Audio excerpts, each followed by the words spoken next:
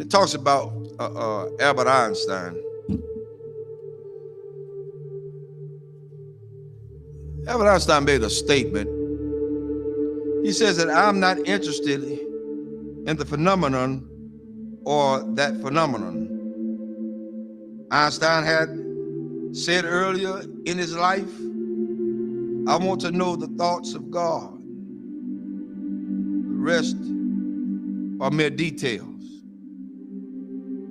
But as he lay there dying in the Princeton hospital, he must have understood that these were secrets that God was clearly keen to hang on to. You know what the secret is? Love. Love. Love.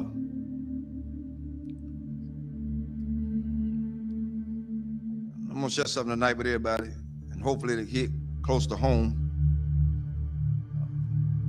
To understand the mind of God is to understand the power of love. God is love. 1 John 4:8 says that God is love. Without love, there would be no forgiveness. Without love, there would be no structure. Without love, there would be no mercy. Without love, there would be no kindness. Without love, everything else would go completely out the window. I learned this week. Took some people to let me know that I was still hurting. And I'm gonna let everybody know tonight. This is my reality. Not to slight anybody. A lot of things that I know I hadn't always done right, hadn't been right. But I had an incident this week to wake me up real good. At certain points, we can give our children what we didn't have so much until we forget about teaching them structure. This week, I learned at some point you won't be respected. And that's for everybody. You're not going to be respected because they feel the way they feel. They're emotionalized. They're emotional creatures. Therefore, they don't know. But I did the one thing I thought that I would never do. Turn and walk.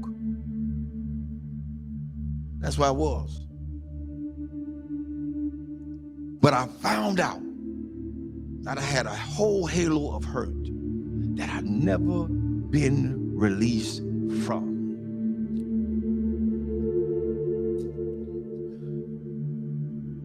My respect factor has never really been known because I never got it. Never got it. People say they respect you. Say they love you. Where is it? One of the things we got to realize is what we train our children to do, they're going to do it to the fullest extent. If you let them be into your business as adults, then they're going to have all rights and privileges to say what they want to say, not knowing the outcome of what could be. But I learned something. Even though I went through all that hurt and I'm still hurting, that's all right. I don't mind it. I'm going to go through this thing.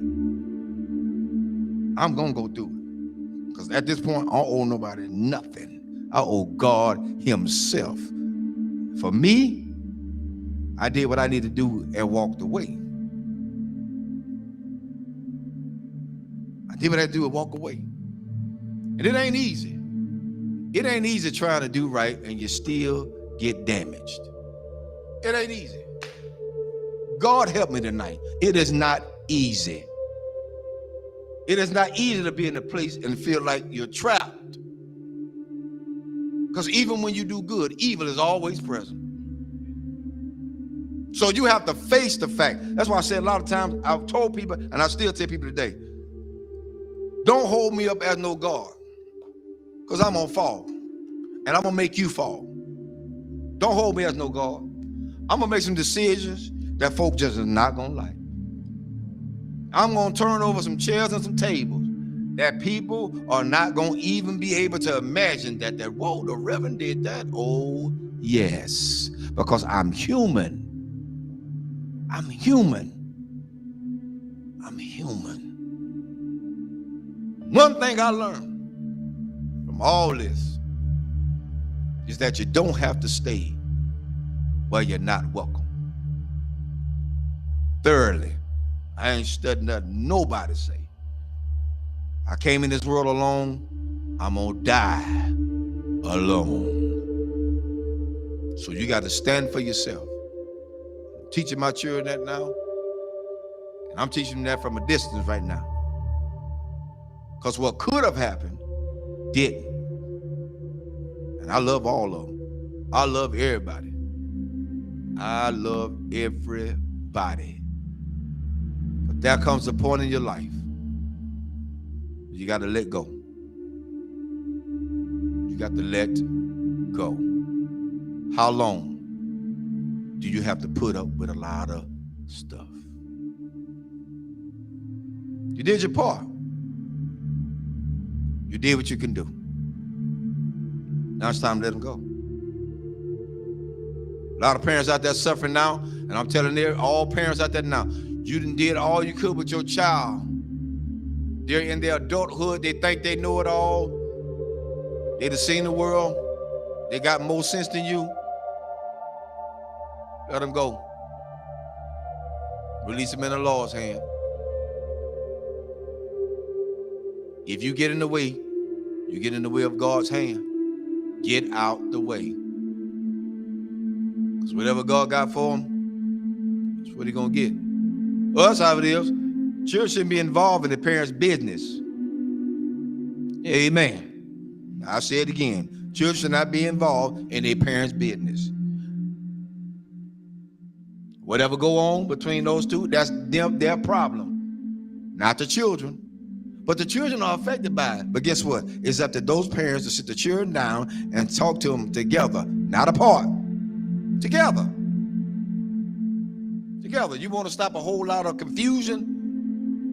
Talk about it together.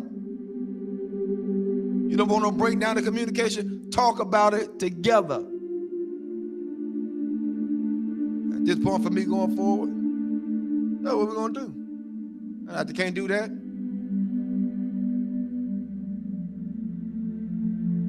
I ain't playing with them. There's a lot you can do. And God help me. I'm strong as an ox. But the Lord is a protector and a shield from everything. And Lord help me, I got the scars to prove it. Cried many a days. But I ain't got to cry no more. My mind's made up.